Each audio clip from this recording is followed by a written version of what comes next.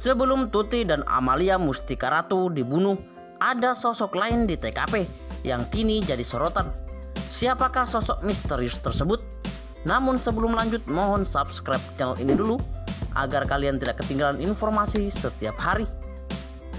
Bagi kalian yang sudah subscribe, semoga banyak rezekinya dan sehat selalu. Oke, mari kita lanjut. Kasus pembunuhan sadis ibu dan anak di Subang hingga kini belum juga terungkap oleh pihak kepolisian. Terbaru kali ini Yosef Hidayat memberikan keterangan terbaru. Yosef, Subang, sebelum Tuti dan Amalia meninggal dunia di tempat kejadian perkara, ada sosok lain yang datang.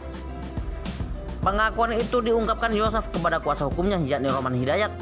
Dia menceritakan soal sosok lain yang datang ke TKP kasus Subang itu menjelang pembunuhan ibu dan anak di Subang. Menurut pengakuan Yosef, kata Rohman, sebelumnya ia pergi ke rumah istri mudanya, yakni Mimin. Tuti dan Amel sedang berada di luar untuk melihat bulan purnama. Kejadian tersebut berdasarkan cerita Yosef, hanya berselang sekian jam sebelum kasus pembunuhan Subang itu terjadi. Sebelum Pak Yosef keluar dari rumah kurang lebih pada jam 8 malam itu, almarhumah Amalia dan Bu Tuti sedang berada di luar rumah.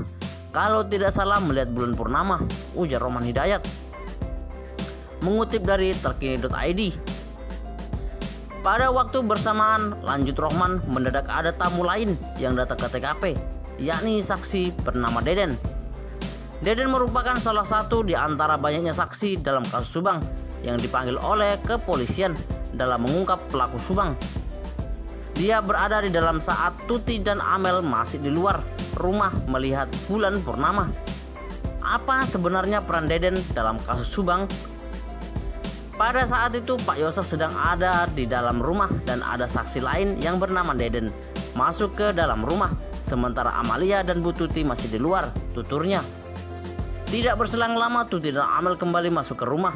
Di saat yang sama, Deden pamit pulang dan Yosef pun juga beranjak menuju ke kediaman Mimin.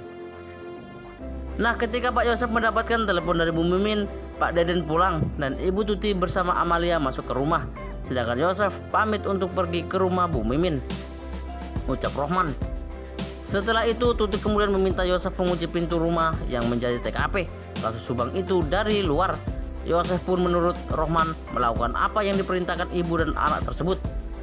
Nah, dari situ Ibu Tuti menyampaikan bahwa untuk portal yang ada di depan untuk ditutup kembali. Jelas Pak Yosef menutup portal bagian depan, ujarnya. Bagaimana menurut kalian?